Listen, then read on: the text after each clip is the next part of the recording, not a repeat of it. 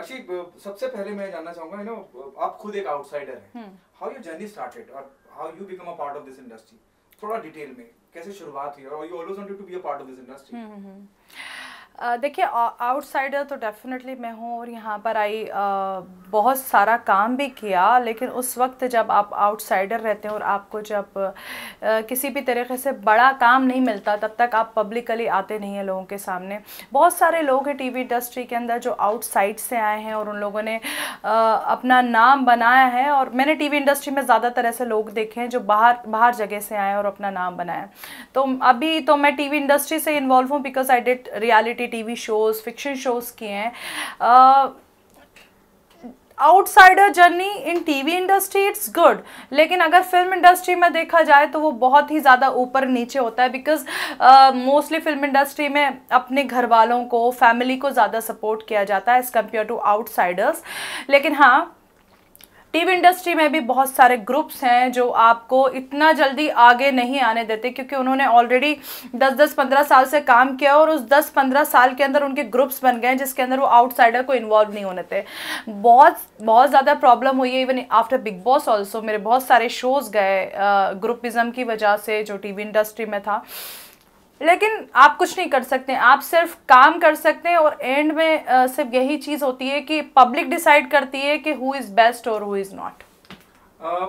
1 second, हाँ, give me tissue paper, मैं chewing gum आ रहा है बाबा। अरे यार, तो अर्शी, जैसे आपने अभी जिक्र किया कि वो लोग जो ऑलरेडी, आपने हालांकि हिंदी फिल्म इंडस्ट्री का जिक्र नहीं किया, लेकिन जब आप छोटे पर्दे की बात करते हैं, टेलीविजन की बात करते हैं, बिग बॉस से आप इस इंडस्ट्री का हिस्सा बने, और आपने कहा कि ग्रुपिज्म बहुत था, और वो लोग जिन्होंने इंडस्ट्री को, टेलीविजन इंडस्ट्री को 15-20 साल दे चुके थे, और उनका भी एक ग्रुप था, उस वजह से आपको काम मिलने में या आगे बढ़ने में या कई प्रोजेक्ट आपके गए, if you can throw some more light on that कि कैसे हुआ, कौन से ऐसे प्रोजेक्ट है जो आपको आते आते नहीं आ पाए या आप तक नहीं पहुंच पाए या आप किसी प्रोजेक्ट का हिस्सा नहीं बन पाए? बहुत बार हुआ है, और ऐसा हुआ है कि फ़ोन कॉल्स आए हैं। मेरे साथ तो ऐसा भी हुआ है कि मेरे अग्रीमेंट्स हो गए हैं और मेरे डेट डिसाइड हो गया है, मेरा अकाउंट नंबर चला गया है पैसा क्रेडिट होने के लिए, और लास्ट मोमेंट पे मुझे वहाँ से पता चलता है कि क्रिएटिव टीम जो है वो थोड़ा सा डिस्कशन कर रही है इस मैटर के ऊपर। क्रिएटिव टीम जो है वो थोड़ा सा कुछ और चाहती है इन सब चीज़ों पे, तो डेफिनेटली होता है। और ग्रुपिज्म की वजह से बहुत बार मेरा काम गया है, और मैंने ये बात हमेशा खुल के बोली है कि यस, ये वाला काम मेरा गया, ऐसा ऐसा मेरे साथ हुआ, ऐसा ऐसा मेरे साथ हुआ in TV industry. I don't know about film industry, क्योंकि फिल्म इंडस्ट्री में अभी हमने कदम नहीं रखा, हम टीवी इंडस्ट्री में वर्क करते हैं। तो बिल्कुल मैं ज़रूर कहूँगी कि बिग बॉस के बाद मेरे 8-10 बहुत बड़े बड़े काम गए हैं बिकॉज ऑफ ग्रुपिज्म। लेकिन ठीक है, उसके अलावा भी बहुत सारी चीज़ें मिली हैं टीवी इंडस्ट्री में जो आपको अपनी मेहनत से मिली हैं। तो ऐसा नहीं होता है कि आपको काम नहीं मिलता, काम मिलता है, लेकिन आपको जब तक आप उस ग्रुपिज्म का हिस्सा नहीं होते या फिर लोगों के साथ आप इन्वॉल्व नहीं होते या फिर वो अपनी लॉबी में आपको शामिल नहीं करते हैं, जब तक आपको उस लेवल का काम नहीं मिल पाता जो आपकी चाहत होती है। अच्छा, अगर आप उन कामों का जिक्र करना चाहें जो आप किसी और ने किए, if you can name someone? नहीं, बहुत सारे हैं मेरे पास। जैसे एकता के इधर से ही बहुत सारे रोल्स के ऑफर्स आए थे, अभी कुंडली भाग्य के लिए आया था, बहुत सारे हैं। मतलब अभी तो याद भी नहीं रहते, इतने कॉल्स आ जाते हैं और उसके बाद फाइनल डिस्कशन हो जाता है, चीज़ें हो जाती है। तो इट्स डिपेंड, हो सकता है क्रिएटिव टीम को लास्ट मोमेंट पे एकदम से चक्कर आ जाता हो कुछ भी हो सकता है। कुंडली भाग्य का आपने जिक्र किया, किस किरदार के लिए आपको जीरो डाउन? मुझे नेगेटिव लीड जो उनका अभी हटा था उसके लिए उन्होंने कॉल किया था, और हमारे बहुत अच्छे से डिस्कशन भी होता, लेकिन मैं उनको ब्लेम नहीं करती। मेन चीज़ मैं ये बताना चाहती हूँ कि ग्रुपिज्म होता है, लोगों की बातचीत होती है जिनके ज़्यादा अच्छे कनेक्शंस होते हैं, जो बहुत सालों से इंडस्ट्री के अंदर बैठे हुए हैं, तो उन्हीं का ज़्यादा सिक्का चल पाता है उस टाइम, क्योंकि वो उस लॉबी के मेंबर होते हैं। तो आई थिंक सो, अभी मुझे 3 साल ही हुआ है, लेट्स सी, आगे देखते हैं। ओके, जिस तरह से अर्शी पूरे हिंदुस्तान में आज रोज हम सुन रहे हैं कोई ना कोई बलात्कार केसेस हो रहा है, हाथरस का केस तो पूरे हिंदुस्तान में एक डिबेट का मुद्दा बन गया है। क्या वजह मानती हैं आप, और how important you feel sex education? देखिए, हाथरस के अंदर जो भी हुआ वो बहुत ही ज़्यादा, एक मुझे तो बहुत ही ज़्यादा घटिया लगा वो जो भी काम हुआ है, क्योंकि मैंने जितना उस चीज़ के ऊपर डिटेल में गई हूँ, मुझे ये पता चला कि वो लड़की, सबसे पहली बात तो 15 दिन के बाद मीडिया ने वो न्यूज़ को चलाया। उससे पहले वो लड़की का जो भी गैंग रेप हुआ उसको कन्वर्ट कर दिया कि वो तो लड़ाई झगड़ा हुआ था। फिर ये बोला गया कि वो बड़े गंदे तरीके से उसके कैरेक्टर के ऊपर सवाल उठा रहे हैं कि उसका, उस जो भी विक्टिम था जिसके साथ उसका रिलेशन था, वो खेत में पाई गई, जो भी चीज़ें की हैं। तो मेरा सिर्फ यही कहना है कि देखिए, हर लड़की हिंदुस्तान की बेटी होती है, चाहे वो निर्भया हो, जो भी है। बिकॉज़ आप निर्भया के केस में सारा मीडिया आ गया था, सबने आकर बहुत अच्छे से सपोर्ट किया।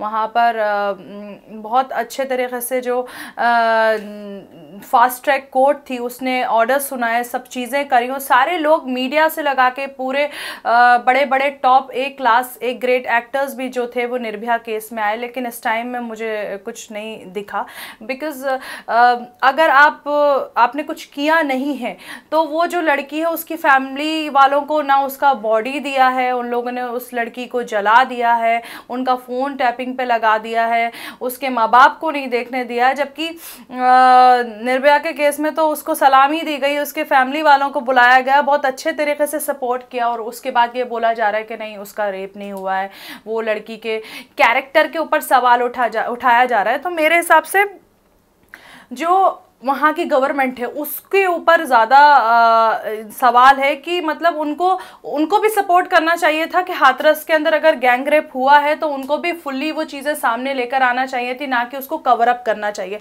बिकॉज़ अगर आप ऐसा करते हैं तो आगे जो जनरेशन है, जो लोग हैं, वो यही सोचेंगे कि ठीक है, हो गया, रेप हो गया, लेकिन कुछ होता तो है नहीं ना।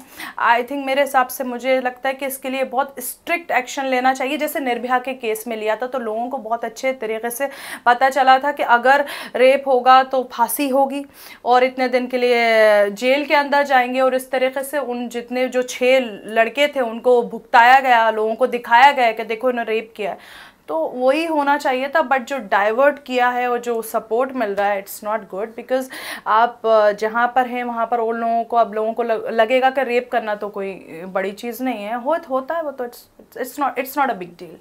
क्या आप मानती हैं कि अलग अलग तरह से इम्पोर्टेंस दिया गया? जब मैं निर्भया की केस की बात करता हूँ, she was airlifted and she was taken to Singapore also for the treatment, लेकिन यहाँ तो ऐसा कुछ हुआ नहीं, अलग अलग ट्रीटमेंट दिया गया है। यस, डेफिनेटली, बिकॉज वही मैंने निर्भया का बोला कि उसके केस में तो सबने बहुत अच्छे से सपोर्ट किया, मीडिया ने सपोर्ट किया, लेकिन इस लड़की के केस में किसी ने सपोर्ट नहीं। मीडिया ने तो 15 दिन के बाद सवाल उठाना स्टार्ट किया उसके ऊपर। तो वो बिल्कुल लग रहा है कि इसके केस में मतलब सारे लोग खड़े हो गए और इसके केस में कोई भी नहीं खड़ा हुआ। क्या आप मानती हैं सेक्स एजुकेशन बहुत इंपॉर्टेंट हो गया आज की तारीख में? डेफिनेटली, आप जब अपने बच्चों को गुड टच बैड टच बताते हैं तो उनको ये भी बताना चाहिए कि रेप क्या चीज़ है और सेक्सुअल हैरेसमेंट क्या होता है, सेक्सुअल मोलेस्टेशन क्या होता है, ताकि बच्चों के दिमाग के अंदर वो चीज़ रहे और उसकी एजुकेशन होना चाहिए। मेरे हिसाब से जैसा मैंने अभी अनुराग कश्यप के केस में देखा, अब क्या करते हैं वो लोग, वजाइना के ऊपर स्टार लगा देते हैं, पेनिस के ऊपर स्टार लगा देते हैं, लेकिन रेप के ऊपर नहीं लगाते। तो मेरे हिसाब से ये चीज़ ये है कि आप अपने बॉडी पार्ट्स को गलत उसमें लग के लिख रहे हैं स्टार, लेकिन जो मेन चीज़, जो रेप केस है, जो रेप किया है, जो रेपिस्ट है, उसके ऊपर आप स्टार नहीं लगा रहे हैं, मीन्स वो गलत चीज़ नहीं है, आप लोगों को ही दिखाना चाह रहे हैं। तो मेरे हिसाब से उसके ऊपर स्टार लगाना चाहिए और बच्चों को वो एजुकेशन देना चाहिए कि रेप करना गलत है। और वो मेरे हिसाब से, मैं तो अपने बच्चों को डेफिनेटली बताऊंगी, और इंडिया के अंदर भी लोगों को इस चीज़ की अवेयरनेस होनी चाहिए। क्या आप मानती है कि मीटू के इस मूवमेंट को भी गलत तरीके से मिसयूज करा गया? देखिए, मैं सबके बारे में ये चीज़ नहीं बोल सकती, लेकिन अभी जैसे बहुत सारे ऐसे केसेस आ जाते हैं जो 10 साल के बाद सवाल उठते हैं, 15 साल के बाद सवाल उठते हैं, तो मुझे ऐसा लगता है कि वो उसी वक्त क्यों नहीं किया जाता, किस चीज़ के ऊपर आप डर जाते हैं, आपको क्या हो जाता है। मेरे हिसाब से अगर जिस वक्त किया है, और मेरा सर ये मानना है कि आप Twitter, social media, trending, trolling, इसके ऊपर ज़्यादा ध्यान देते हैं। अभी जैसे अभी अनुराग कश्यप का केस था, वो लड़की ने पायल पायल घोष, उन्होंने सबसे पहले ट्विटर पे अनाउंसमेंट किया। वो पुलिस के पास नहीं गई थी, पहले उन्होंने ट्विटर पे अनाउंसमेंट किया। मेरे हिसाब से जो विक्टिम रहता है वो सबसे पहले पुलिस के पास जाता है, वो अपनी सारी बात बताता है कि मेरे साथ ऐसा हुआ, वैसा हुआ, ये हुआ, वो हुआ। ट्विटर पे नहीं जाता। और ट्विटर पे आप इतना खुल के बात कर रहे हो, सारी चीज़ें बता रहे हो कि उसने ऐसा किया, ये खोला, वो किया, ये किया। तो ये सब चीज़ें मतलब मैंने भी बहुत सारे ऐसे लोगों को देखा हुआ है जो ये सब बातें बताने में काफ़ी डरते हैं। उनको लगता है कि पता नहीं क्या हुआ है, कैसे बताएंगे, लेकिन वो ट्विटर के ऊपर खुलेआम बताया जा रहा है, तो it's not a good thing. मेरे हिसाब से सबसे पहले पुलिस के पास जाना चाहिए। अगर आपके साथ हुआ है तो वो तो उसका पूरा इन्वेस्टिगेशन होगा। क्या आपको नहीं लगता कि अब करंट सिनारियो में कहीं बॉलीवुड भी बहुत दबा है, जिस तरह से खुल के बोलना चाहिए या अपनी बेबाकी से बात रखनी चाहिए, वो रख नहीं पा रहा है? मैं निर्भया का फिर जिक्र करूंगा।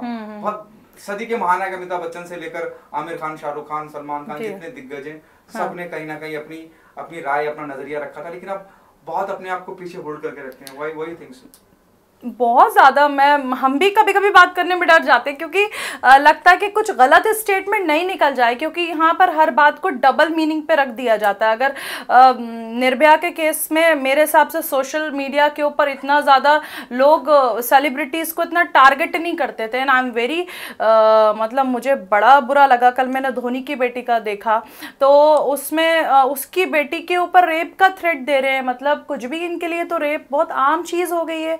और यही मैं कहती हूँ कि ये जो सोशल मीडिया है, यहाँ पर ये जो सब चीज़ें की जा रही हैं, मुझे ही दिन भर गाली पड़ती रहती है, मुझे ही दिन भर कुछ ना कुछ पड़ता रहता है, सारे सेलिब्रिटीज़ के साथ ये सब चीज़ें होती हैं।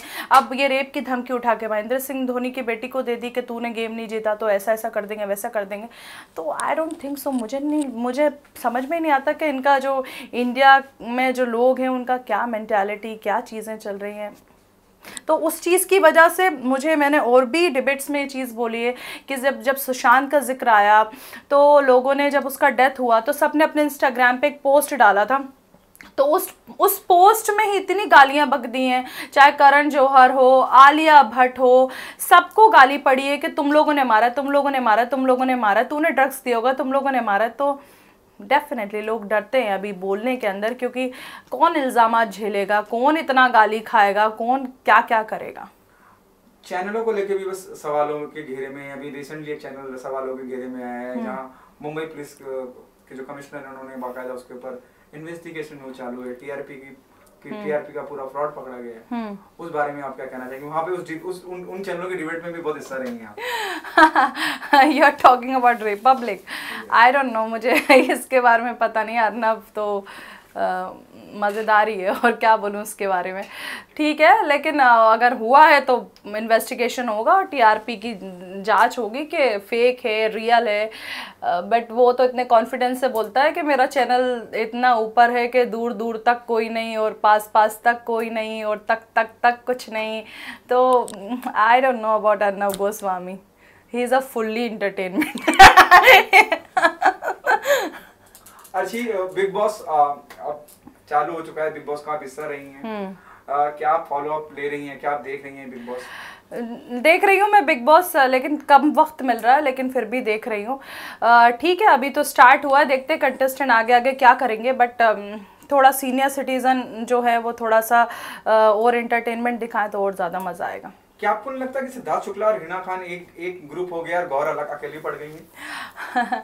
वो तो बनता ही है, हर हफ्ते जो है वो उस घर की एक कैलकुलेशन चेंज होती है, तो उसके ऊपर मैं बिलीव नहीं करती, क्योंकि कभी मेरी कैलकुलेशन आकाश के साथ ज़्यादा अच्छी रहती थी हफ्ते में, कभी शिल्पा के साथ अच्छी रहती थी, कभी विकास के साथ, कभी हितेन के साथ। तो वो घर की ये चलती है, वो चलता है, इतना बिग डील नहीं है वो। उनके जो इंसिडेंट हुआ था, मतलब it was not that pleasant और गुड इंसिडेंट, जो गौहर को चाटा किसी फैन ने मारा था लॉन्ग बैक, उसको कल उसी की मौकरी करी, उसी का मजाक उड़ाया हिना ने और सिद्धार्थ शुक्ला ने, उस बारे में क्या कहना चाहेंगे आप?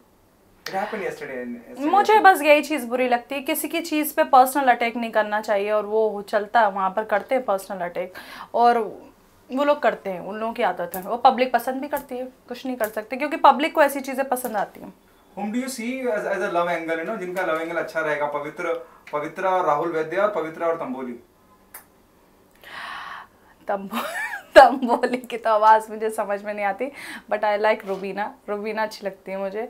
जैस्मीन बहुत क्राइंग बेबी लगती है और रोती रहती है। लेट्स सी, अभी मुझे इतना ज़्यादा पता नहीं है इन लोगों के बारे में। अभी तो 1 हफ्ता ही हुआ है। 1 हफ्ते में आप 3 हफ्ते के बाद ज़रूर मैं डिसाइड कर सकती हूँ किसके साथ क्या हो सकता है, क्योंकि फर्स्ट हफ्ते में मुझे खुद ही नहीं पता था कि कौन मेरा अपना बनेगा, कौन मेरा पराया बनेगा। अर्शी, आगे क्या प्लान है आपका? जैसे मैं मेघता की बात करता हूँ, नेगेटिव किरदारों के लिए जैसे आपको उन्होंने बात की है, डिस्कशन रहा, क्या हम देख सकते हैं किसी बड़े मेगा डेली सोप में आपको?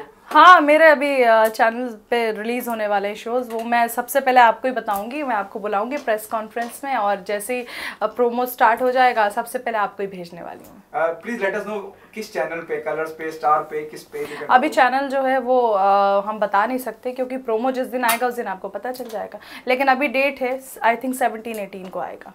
क्या हम एक और नागिन देखेंगे?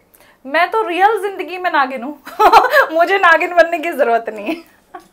Thank you so much. Thank you.